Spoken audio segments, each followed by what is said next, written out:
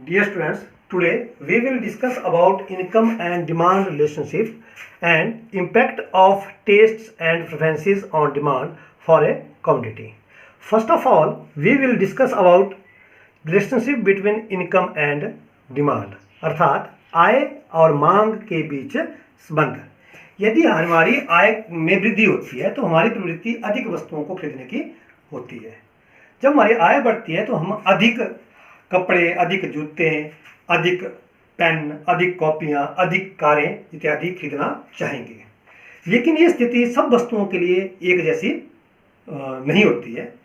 कुछ एक वस्तुएं ऐसी होती है जिनकी हम अधिक आय होने पर कम मांग करते हैं। जब हमारी आय बढ़ती है तो हम उनको कम खरीदना चाहेंगे। इसको समझने के लिए हम यहाँ पर एक उदाहरण लेते हैं।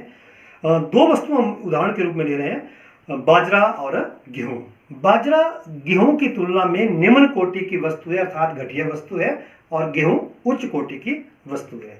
जब हमारी आय कम होती है तो हम जो है बाजरे का अधिक उपभोग करते हैं, गेहूँ का उपभोग हम नहीं कर पाते। इसलिए हम क्या करते हैं, आय कम है, हम बाजरे का अधिक उपभोग करते हैं। जैसे जैसे हमारी आय बढ़ती जाती है, आय अधिक होती है तो हम बाजरे का उपभोग कम कर देते हैं और गेहूँ का उपभोग शुरू कर देते हैं। इनके गेहूँ का उपभोग अधिक करेंगे, बाजरे का उपभोग त्याग देंगे, उसका उपभोग हम करना नहीं चाहेंगे।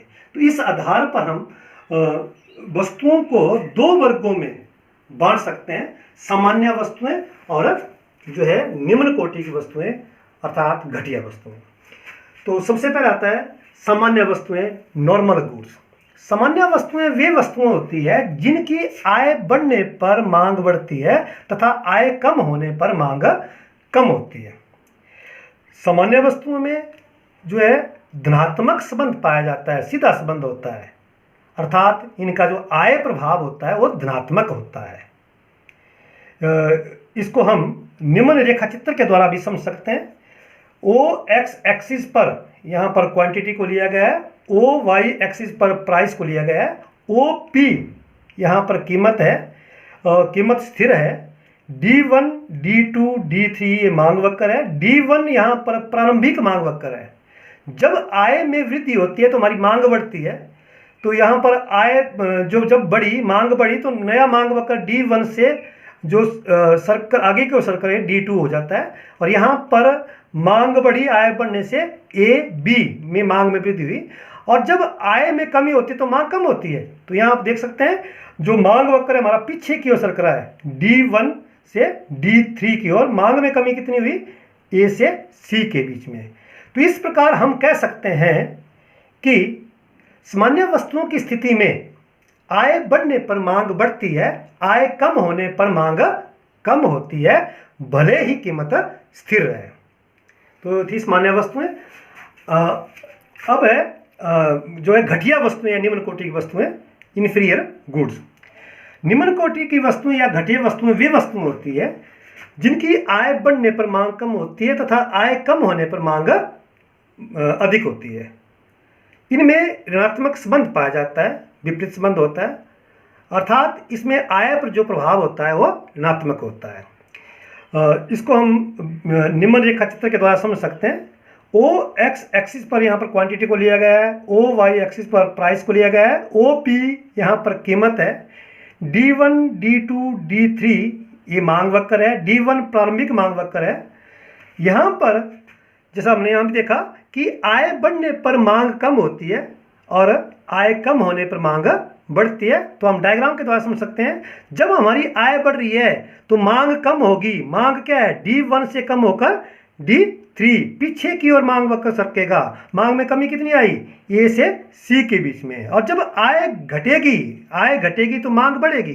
जब मांग बढ़ेगी तो मांग वक्र क्या है, आगे की ओर सरकेगा, D1 से D2 की ओर मांग में वृद्धि कितनी होगी, A से B की ओर। तो इस प्रकार हम कह सकते हैं कि घटिया वस्तु की स्थिति में आय बढ़ने पर मांग कम होती है तथा आय कम होने पर मांग बढ़ती है, भले ही कीमत स्थिर रहे। अगला हमारा जो टॉपिक है वो है impact of taste and preferences on demand for a commodity, कि एक वस्तु की मांग पर रुचियों तथा प्राथमिकताओं का प्रभाव। तो एक वस्तु की मांग पर रुचियों और प्राथमिकताओं का क्या प्रभाव पड़ता है, ये 3 तत्वों पर जो है निर्भर करता है। पहला है इंडिविजुअल्स लाइक्स एंड डिसलाइक्स, व्यक्ति की पसंद और नापसंद।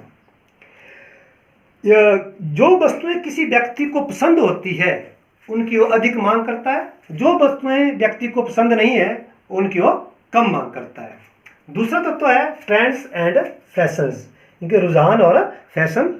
जो वस्तुएं ट्रेंड में होती है और या फैशन जिन वस्तुओं का चला होता है उनकी मांग अधिक होती है, जो फैशन में नहीं है, जो कोई ट्रेंड में वस्तु नहीं चली होती है उनकी मांग कम की जाती है। और तीसरा है क्लाइमेटिक कंडीशंस, जलवायु संबंधी परिस्थितियाँ। तो किसी वस्तु की मांग पर जलवायु संबंधी परिस्थितियों का भी प्रभाव पड़ता है। जैसे हम एग्जाम्पल के द्वारा समझ सकते हैं, विंटर में जो हम चाय और कॉफ़ी की अधिक मांग करते हैं, गर्म पेय पदार्थों की हम अधिक मांग करना चाहेंगे, करते हैं।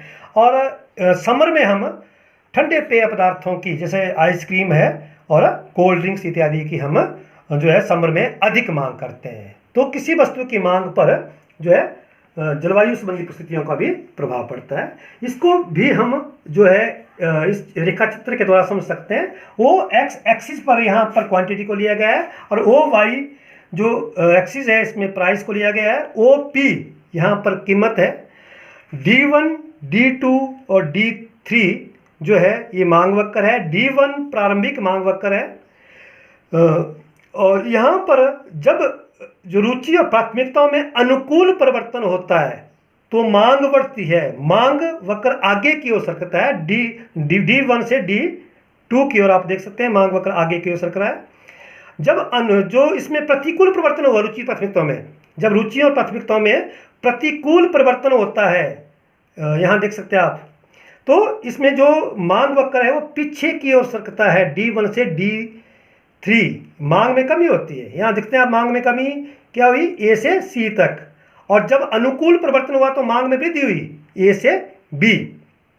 तो इस प्रकार हम कह सकते हैं कि जब रुचियों और प्राथमिकताओं में अनुकूल परिवर्तन होता है तो किसी वस्तु की मांग बढ़ती है।